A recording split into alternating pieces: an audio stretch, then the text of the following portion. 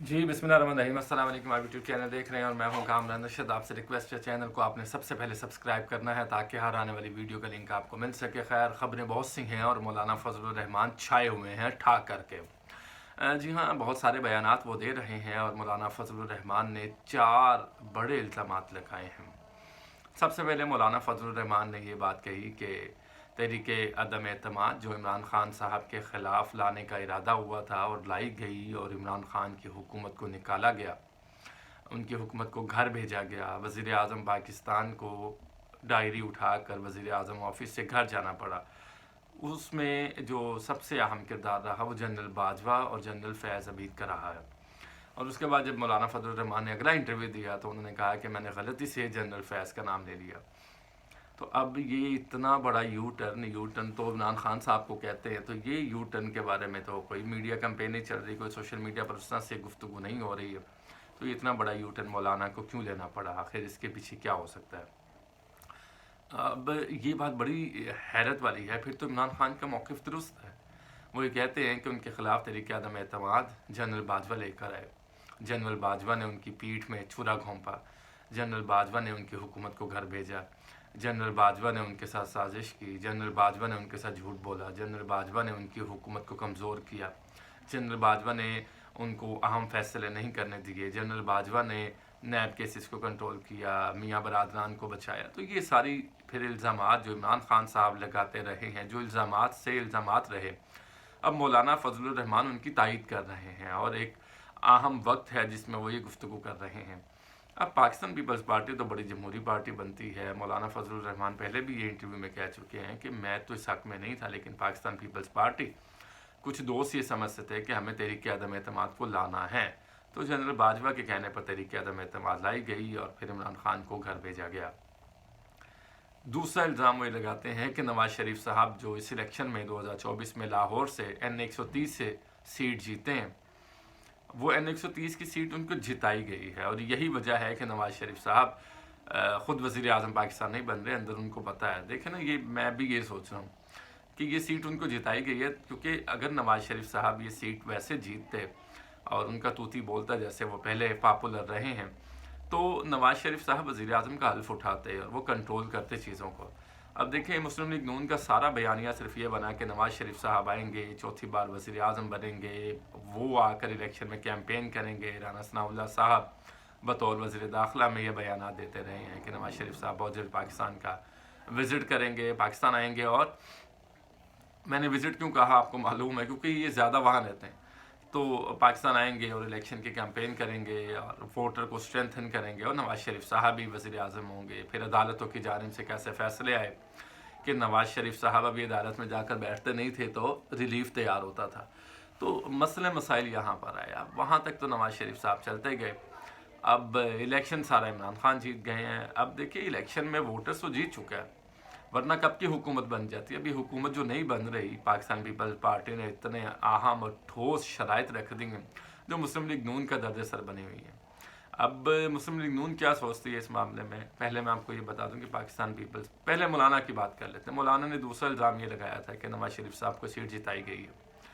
तीसरा इल्ज़ाम नवाज़ शरीफ साहब, मौलाना फजलुर रहमान ने जिसका जिक्र किया है, वो ये है कि शहबाज शरीफ साहब ने जो ये मुस्लिम लीग नून ने बयानिया बनाया हुआ था कि अगर इमरान खान पेशावर से धरना लेकर ना चलते तो शहबाज शरीफ साहब तो रिज़ाइन कर जाते, मुस्ताफ़ी होने के लिए तैयार थे, तकरीर भी लिखी जा चुकी थी। ये इनका बयानिया मुस्लिम लीग नवाज़ का। तो मौलाना फजलुर रहमान ने इससे डिसऑन किया, उन्होंने तरदीद की, उन्होंने कहा ऐसी तो कोई बात ही नहीं थी। तो अब जो ये इनका बयानिया था, रियासत बचानी है, रियासत बचाई जाएगी, रियासत को बचाने के लिए हमने रियासत बचाई है, सियासत नहीं बचाई, हमने सियासत को कुर्बान किया रियासत पे, तो वो बयानिया तो दफन हो गया है। जी हाँ, वो बयानिया तो फिर आपका दफन हो गया ना, कि तकरीर लिखी जा चुकी थी। फिर आपको इक़्तिदार की हवस थी, आपको इक़्तिदार की भूख थी, आप इक़्तिदार चाहते थे और आपने इक़्तिदार को इंजॉय किया है तमाम पार्टीज़ ने बैठ कर। तो आपने सिर्फ इमरान खान के ख़िलाफ़ फ़ैसले दिलवाए हैं, इमरान खान को जेल भेजना था, इमरान खान की पार्टी को तोड़ना था। वो फिर अल्लाह अलहक़ है, जो जो इस साजिश में शामिल रहा उनको लोगों ने मुस्तरद कर दिया। देखे ना, जहांगीर खान तरीन कहाँ है आज? कहाँ पे जहांगीर तरीन? परवेज़ खट्टक कहाँ पे? क्या इनका कोई किरदार है पाकिस्तानी सियासत में इस वक्त? अलीम खान की एक सीट है, ओन चौधरी वाली सीट भी वापस हो जाएगी। वो जिस तरह से धांधला हुआ है, ओन चौधरी को तो उनके घर वाले ऑन नहीं करते, तो नवाज शरीफ साहब से ज़्यादा वोट ले लिए उन्होंने, वो भी लाहौर में। ना कोई पॉलिटिकल जदोजहद है, सिर्फ इमरान खान के पीछे ये ऐसे करके बैठे होते थे। बस ये इनकी ड्यूटी थी। खान साहब आगे बैठे हैं, ये पीछे बैठे होते थे। खान साहब खड़े हैं तो ये पीछे खड़े होते थे। खान साहब चलते थे तो ये साथ चल रहे होते थे। बस ये ड्यूटी थी इनकी।